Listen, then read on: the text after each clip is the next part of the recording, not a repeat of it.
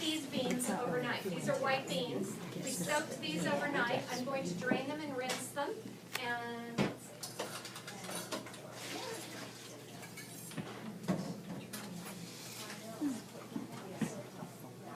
make sure when you soak the beans overnight, you actually rinse them because there may be dirt and you want to make sure that you get all that out of there.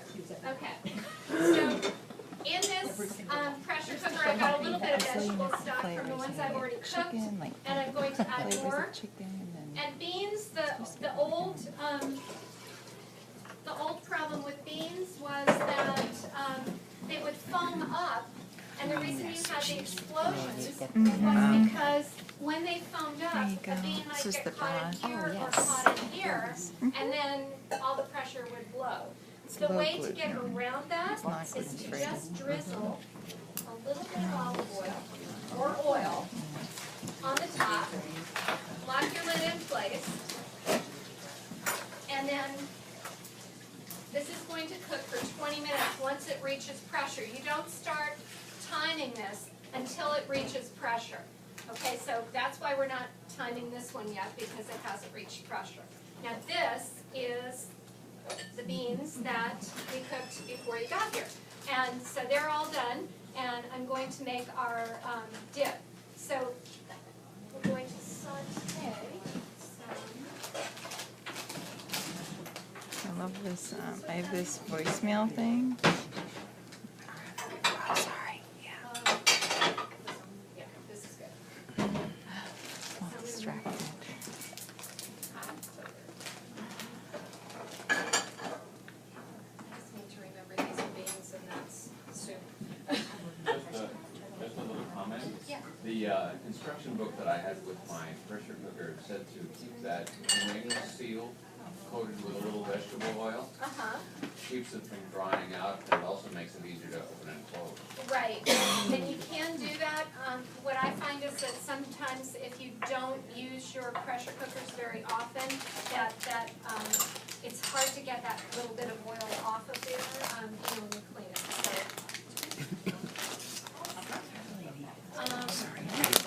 So we're going to make a bean dip out of this. And so I've got the cooked beans here, and then I've got garlic and olive oil in our. Oh,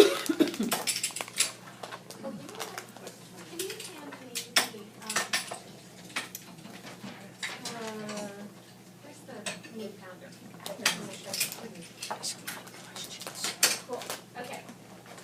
If you have one of these, fresh garlic. Or you can use a garlic press. Either one.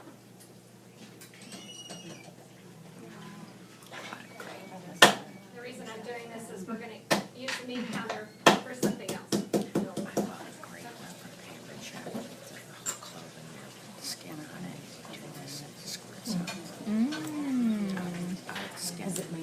It's with that little roly-poly thing. Okay, now you can hear this. It's the soup, and now the pressure regulator is going to come up. That's married like that.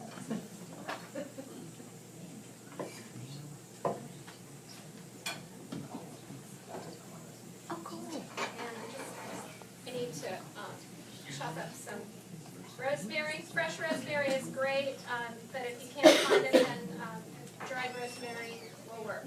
Just crush it in your hand if it's dry. And we're going to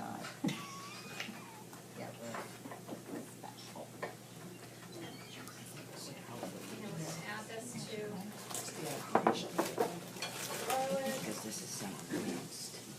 and this will flavor the beans. Beans are bland, and so you want to give them a lot of flavor. And the garlic and the rosemary will do that.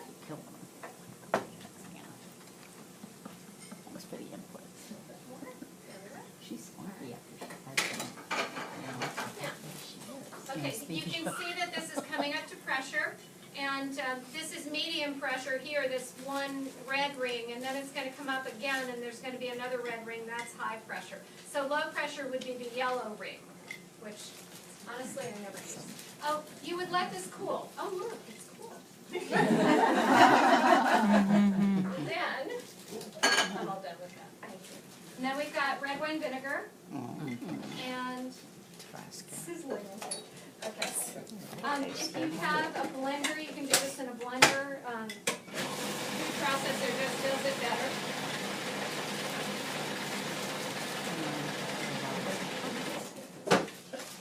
And I'm gonna need some hot sauce if we still have the hot sauce from last time. Now I'm using hot sauce because hot sauce will give me a nice boost for this. This is gonna be awesome. She must say so herself. We're at high pressure, but I'm gonna let it go a little longer, but I'm gonna start timing here. So these are, I know, see that electric one, or the automatic timer? okay, hear this? Yes.